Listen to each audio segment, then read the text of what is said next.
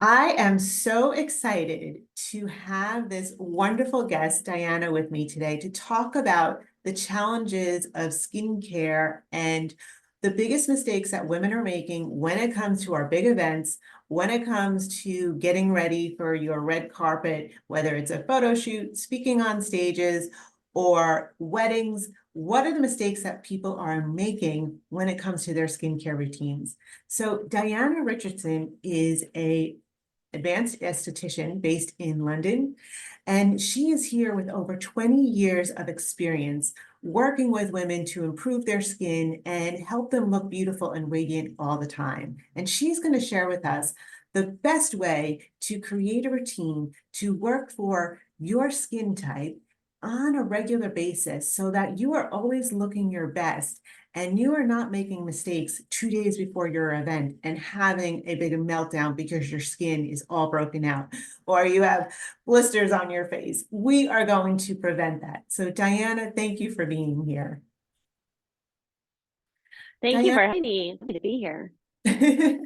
so I want to ask you something because while I'm the stylist and I'm going in and I'm helping women put their outfits together to look good for their events, my goal is to work with my clients at least 30 to 60 to 90 days prior to that event, not 2 weeks before, because there's too much pressure and things Yeah. don't work out. The stores don't have the inventory. But I know the same thing about getting my clients to get their skincare routines ahead of time. So when somebody comes to you and they say, hey, Diana, in June, I've got big 3 events coming up. When should they begin their skincare routine?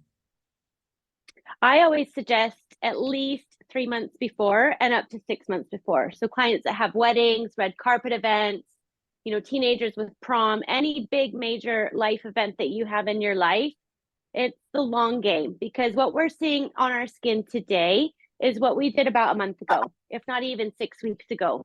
Because there's so many, there's 7 layers it has to get through. So that's what we're showing. That's why at the end of January, beginning of February, everybody starts to break out because there's all of these scenarios. I'm really sorry. Somebody's at the door and the dog's barking. Oh, no. And basically, so if that's what you can hear in the background, that's my dog Nala. She goes everywhere with us. But basically, the biggest thing is that they need to make sure that they are there and looking after their skin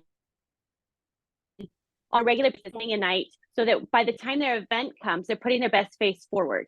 So going backwards, ideally, you want to start at least 90 days because whatever you're starting to use on your skin, it will show in a month's time. So if you're trying to work out the exact ingredients, the exact things that you need to be doing for your skin, you need to be doing that and give it time to work out.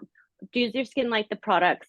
Is it working? And then there's so many lovely ingredients nowadays that have an accumulative effect, like retinol, for example.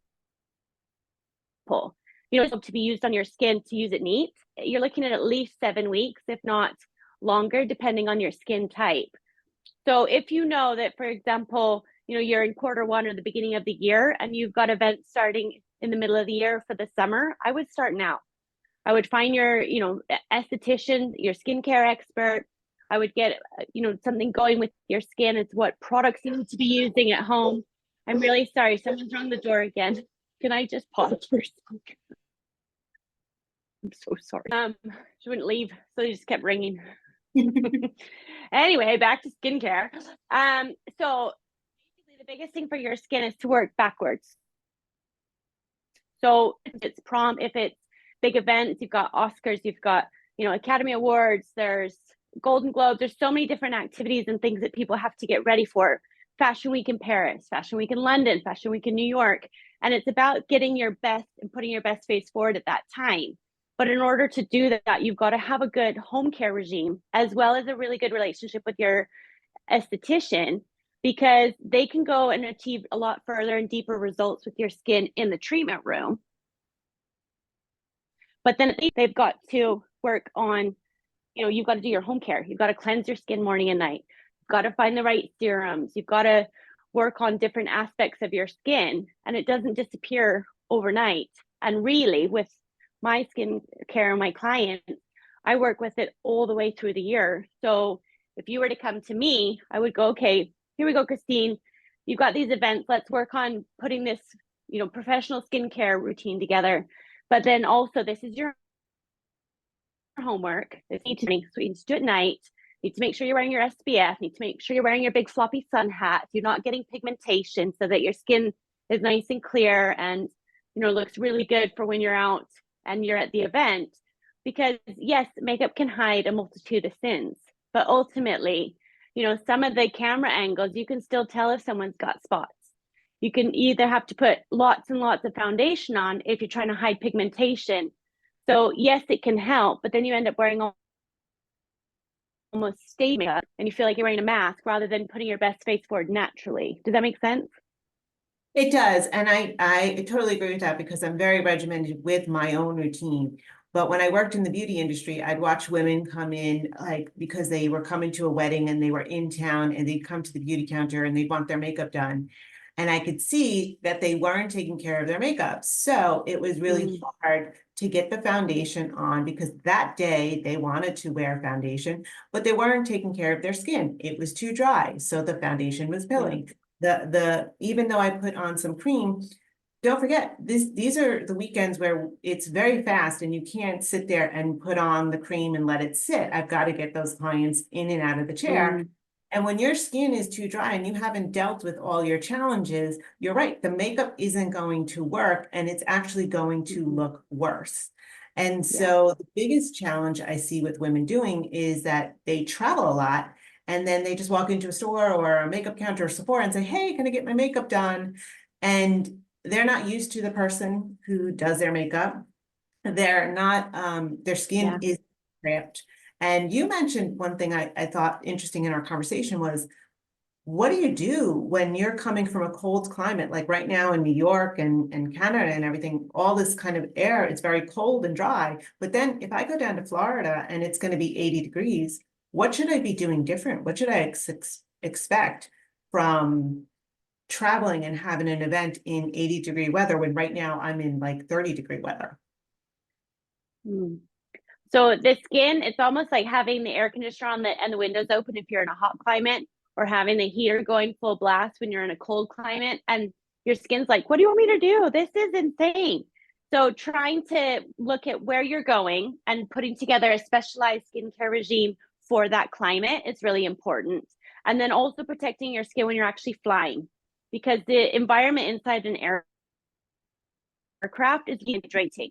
So if you're on your way to a big event and you've come from somewhere cold, your skin might be a bit sensitized because it's cold out. You have the bitter winds, the temperatures are a lot colder. You're having to put a lot more moisturizer and things like that on your skin. And then all of a sudden you get somewhere lovely and warm and the skin's like, whoa, it's hot. Oh my gosh, I'm wearing a parka. I need to get rid of it. So, but if your skin's really healthy and you've been doing your homework at home and in the treatment room, it'll be able to adapt a lot quicker. But some of the ingredients that are really important in your toolkit are things like hyaluronic acid. So really hydrating ingredients. Hyaluronic acid holds 1,000 times its weight in water. And they also have like a cross-link. It's called cross-polymer hyaluronic acid, and it holds 5,000 times its weight in water.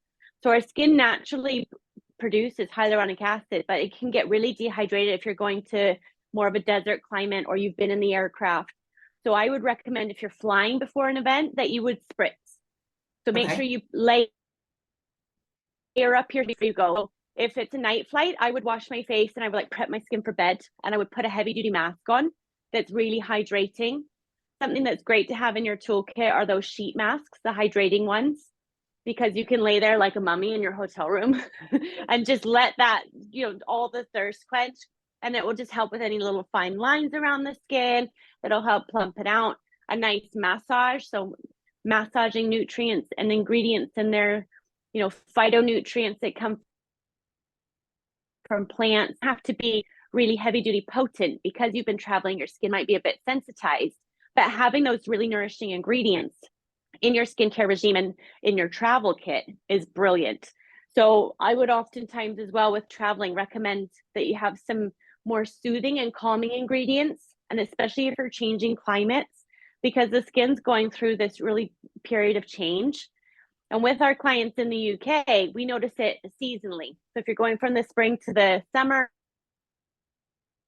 all the, dude, what do you want me to do? It's crazy. But the temperature outside is fluctuating by 10 or 20 degrees overnight.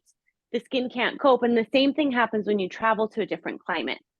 And then if you know you're going to a climate that's really hot and warm and humid, again, you want to treat your skin differently than you would if you were going to a dry desert-like climate. So if, for example, you were going to go from New York down to Miami, obviously that's more humid. You're naturally going to have a bit more in the air. So I would take lighter weight ingredients with and layer up the hydration, because your skin will still be dehydrated, still be thirsty, but you don't want to get that extra oily shine during the day, especially if you're for an event. So if you use more of a water-based ingredient, that's really good for the sun and more of a humid environment. If you're going to go to New York to Vegas, which is more of the desert environment, or Arizona, West Coast, you know, some of those environments are just, they sizzle the heat. You can pour water on the ground and it evaporates like that. And that's what happens with your skin. And then everything inside the air conditioning is dehydrating the skin. So one of the biggest things I would pack in your travel bag for changing climates would be hydrating ingredients. And instead of hydrating and anti-aging, I'd go more hydrating and calming. So clients of mine that go down the Caribbean and spend the winter in the Caribbean, but they've been here for Christmas and it's been cold. And then they're going to this lovely humid environment. I'm like, right, you need all your calming, lots of hydration, lots of sunscreen, and then a daily gentle, like Dermalogica could do one that's a rice bran. I'm not sure what your favorite like daily exfoliant is, but something that's really gentle daily, but it'll give a little bit more of a deeper cleanse, because that way you're sloughing off the sweat, the perspiration, the, you know, everything that kind of can clog your skin up when you go to a hot environment, especially if your skin's been coming from a cold environment. Yeah, that's such good points. And I think that I'm so glad you brought this up, because it wasn't something I really thought about. But I know for somebody who, like me, I tend to be on the oily side.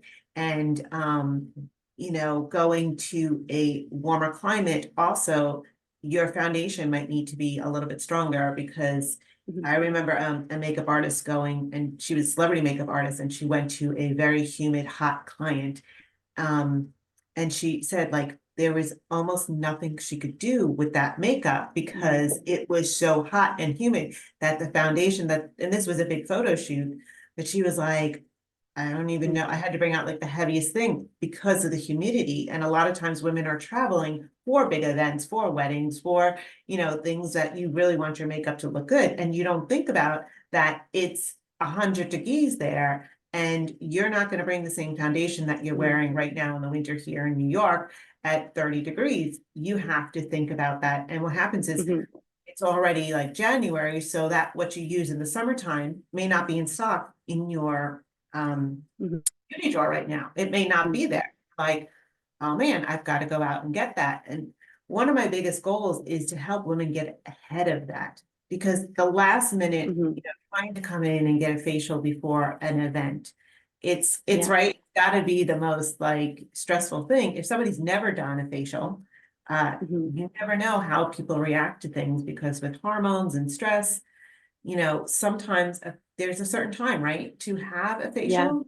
When's a better time to have a facial? Used to having facials, the nearest to your event I would do it would be a week before. Like the hydrofacial is lovely. It's really hydrating. If your skin's used to that and you have them regularly, your skin's not going to break out. It's just going to look lovely and plump and dewy and radiant. If you haven't had a facial before, because the esthetician is using more advanced treatment, more advanced ingredients, more advanced technology, a lot of times the skin can break out because it's like, whoa, I'm not used to this. And it naturally detoxes itself. So that's why it's best to do the beforehand and then work backwards from your event, from whenever you start and you meet your specialist, whether it's for style, for everything else. That's the best way to do it, is work backwards. But if you know that you can get a certain number of facials in before your event, then you could have your last one the week before. I do it with my brides if we've done like a 3 or 6 month build up. I do it with people going to award ceremonies. So it is possible to have it near the big event, but not as a first or one-off, definitely. And one thing I'd say about the makeup that has helped me over the years is getting waterproof. So if I've had a destination wedding that's really hot, like 40 degrees Celsius, you're looking at like 100, 120 Fahrenheit, your face is going to melt off and you're like, oh my gosh, nothing's staying on. But one thing I have found is if I get waterproof makeup, then that really helps because it's more of an oil base. So it will just sit on the skin. You do have to do a deep cleanse at the end of the night, Yes. be getting thick. But in order for the staying power, I have found that has been helpful over the years, like for eye makeup and things. So it doesn't just look like you've got raccoon eyes within 30 minutes of being outdoors or from taxi to table, you know, and sometimes you just go, oh my gosh, it was so hot in between. So that's what, if I go to Dubai, if I go to different places like that, that is something that I add to my makeup kit is all the waterproof eyeliners, the waterproof like paint pots. So if somebody's doing their own makeup, they need to play with the product first because it's a very different consistency. So if you put it on like you would do your powder, you end up looking a little bit like you've had face paint. Yes, waterproof products, like they move, you have to move quick. You can't put it on and go, okay, I'm gonna play. No, you got to move because that thing is gonna stay in place. Yeah, I've seen that a lot.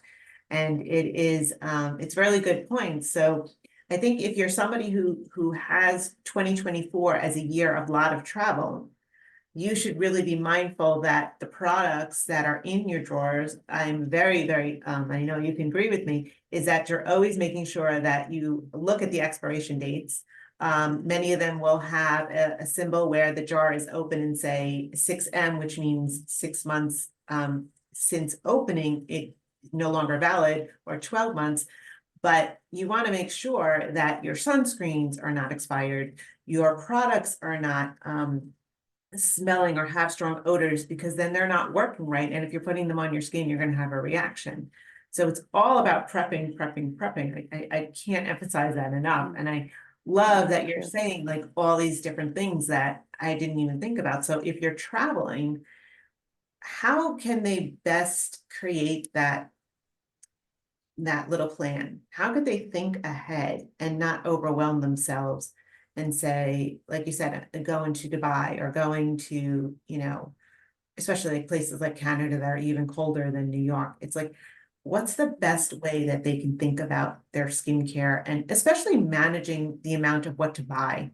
Because you don't want to buy something and then, you know, not be able to use it for another 2 months and it's expired. So with my clients, I have little travel sets that we put together, and then they have their normal home care regime. So we look at what have you got going on in your agenda, what's going on this year, what holidays do you have planned, what functions have you got, where are you off to? And usually people tend to know roughly what's happening in a 3-month, if not 6-month window of lifestyle, or they know that, okay, we always go to these destinations roughly somewhere hot to get some winter sun or whatever that looks like. People can tend to have a bit more of a habit.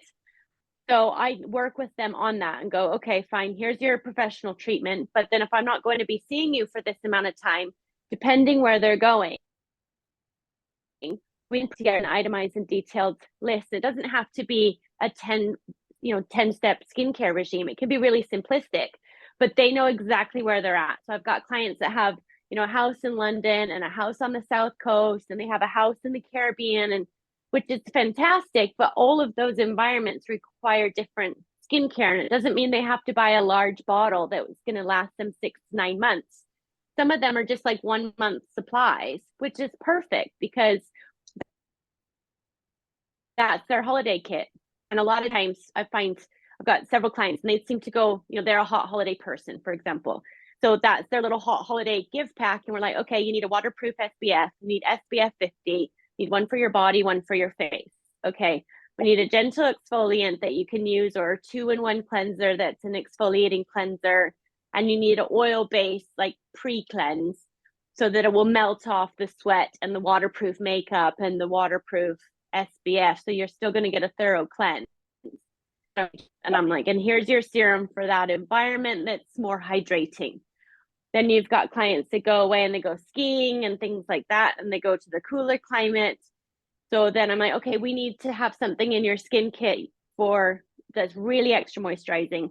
You're still going to need something that's soothing. You might need something that's hydrating, because if you're in the Alps or skiing somewhere, the inside the cabins and inside the lodges is really, really warm, which is great. But the skin's going from really warm to being cold outside. So then you need something that's protecting the barrier function and really calming and soothing. So we put together little kits depending where they go, and to buy a smaller size. And I chat to my clients, if they're like, okay, well, I spend 6 months in this climate and then 6 months in that climate, they have 2 different sets of skincare. I mean, over here we get 4 seasons. I think you get 4 seasons in New York too, don't you? Yeah. So for my clients, I tend to say, right, only buy like the moisturizers. You have like a summer and a winter one, and that really helps them to become their own skin expert. And they're like, okay, this is what I need in the summer because I tend to be a bit more oily and a bit more shiny. So I need this kind of product. And then in the winter, my skin gets really dry and itchy. So then I need this kind of moisturizer. And they might not have to change every part of their routine, but there's a couple little bits that we change, every 6 months. And then that way they know exactly where they're at. They're not having to spend loads and loads and loads on additional products. Does that make sense? Does that answer your question? It does. And wow, this is just, to me, it's a bigger wealth of information that I really didn't even recognize. But it's making me really create a guide here, is that a lot of times women are just going out there, they're, so accumulated to the season that they're in, but they don't realize that if they choose to be traveling, that, just the way you're going to have different clothes to travel with, you should be buying the smaller sample size. And I know we have tons of that in our Sephora's here. You go in and, it's so easy to buy those smaller sizes, but you made a really, really good point, was if you're traveling, then just take those smaller sizes with you, so that, because the biggest mistake I think a lot of women make is that they open something up and they don't use it consistently and they don't realize that expires. And so you go to grab something and that might have been opened in the beginning of June. And you're like, oh, I still got plenty left. But you look at it, that was 6 months ago, over the expiration date. And now that product is not going to give you the results. It's going to be, either could cause an irritation, it could be smelling bad. And now you're just frustrated because you're wasting a lot of money. So I like to really save my clients time and money. But I love that you have a plan. And what you pointed out most of all was that if you get those little sample pieces, little travel sizes, you work with them so that you're not opening a big jar and you're not wasting a lot of money, but you have a plan of action that's way more effective. And you're on those planes and you're changing, temperatures. I know some people are just traveling all the time, and that's not something that they really recognize the difference between a heavier, moisturizer and lighter moisturizer. And, using a retinoid or a retinol, that, when you start those routines, a lot of times women don't realize there's things that you need to introduce slowly, like a retinol or a retinoid. And, if you go on too strong, you're going to be tight and your skin could be drying out completely. Because what I learned too is when I started my retinoid, I started really, really slow. And now I can use it every night because I'm so used to it. And, it works all the time, but I had to gradually introduce that. Even as an oily person, I still was drying out a little bit, but your skincare routine matters, and it matters by season. It matters by your hormones. And it's something that I don't think a lot of women pay enough attention to, especially if they're not going to an esthetician or a dermatologist. And they come to these big events and they're running in and they're expecting a makeup artist to fix a lot of things that makeup can't fix. Or it comes on too heavy. And that happened one time. A young girl was breaking out right before her prom, and she went to a makeup artist and they just slugged on the heaviest foundation and they hated it. And they called me and said, hey, help us out. And when I came, I actually used the thinnest foundation because it worked well. And when you have a bump, there's nothing you can do with the foundation. You can't control the bump, but you have to work gently around it. And so sometimes people are not savvy enough to realize the right, makeup that can work in a quick situation. So you don't always know that. But this is why you prep. This is why you go to someone like you. This is why you get into routines. This is why you have an expert sit down with you and talk about just what you're telling us. Things to do with clients, things to do with, changing, buying the smaller sizes for now, starting out gradually. What is one thing that you think women really waste money on when it comes to skincare? Ooh, that's a good question. I find, and what I found over the years, I call them uneducated clients, not because of what they've been and learned in school, but about what they've learned about their own skin. And they have cherry picked and gone, "Ooh, that looks good. Ooh, I like that." This is what I read about in Vogue this week. And to me, that's one of the biggest mistakes you can make. And then all of a sudden, everything does in your cabinet doesn't work well together. So all of a sudden, then they're like, "Oh, that didn't really work," and "Oh, that I didn't get the results I was expecting." And it doesn't mean that that individual product isn't a good product, but the way they've used it hasn't been the best way, or the way they've had it incorporated into the regime that they've got, it doesn't work or is not suitable. Whereas if you use all the sometimes all of the same skincare range, as in the brand, they're used to and made to go together. So whatever that is, I would always say buy all, the same brand and go cleanser, toner, moisturizer, serum, rather than cherry picking, because sometimes there's active ingredients and then all of a sudden they might have an adverse effect. Whereas if they use that amazing product they read about in Vogue with the skincare range that it's part of, they would get the results that Vogue is talking about, rather than just trying that one ingredient. And over the years, I think that's been the biggest thing I found that money's been wasted on, is the cherry picking for the newest innovation, rather than waiting and gradually introducing something, or gradually changing over to a new skincare regime that they've really liked, or they've run out of their products and gone, "Okay, I really want to try this range now." So that's for me personally. What have you found that has been a big waste of money for your Um, clients? I think women getting a little too caught up in the influencers and everything that's coming out and going out and buying just because that worked for them. You have to be very mindful of, you don't know their skin type. You don't know their what they had been using prior to that. So they might have just introduced that product, and because their skin had been so well adapted to the other products, it worked well. You don't know sometimes when they're just, pushing a product because that, there's some, compensation for that. But what's happening is that what I know, and I do remember one particular gal who was always complaining she had dry skin, and she never gave the product enough time.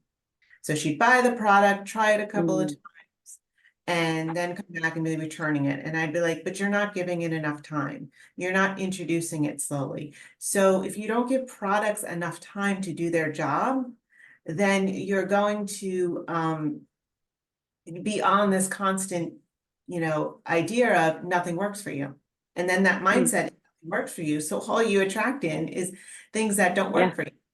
So you have to realize that if you don't give products time, and what I always say is write it down on a calendar, either mark it in your notes on your phone, or a specific calendar that, like, a hardcover one that's just for the year. And I always will I started my retinoid in August 2023, so that I could go back and know that's when I started it. And then maybe in December, I introduced another serum.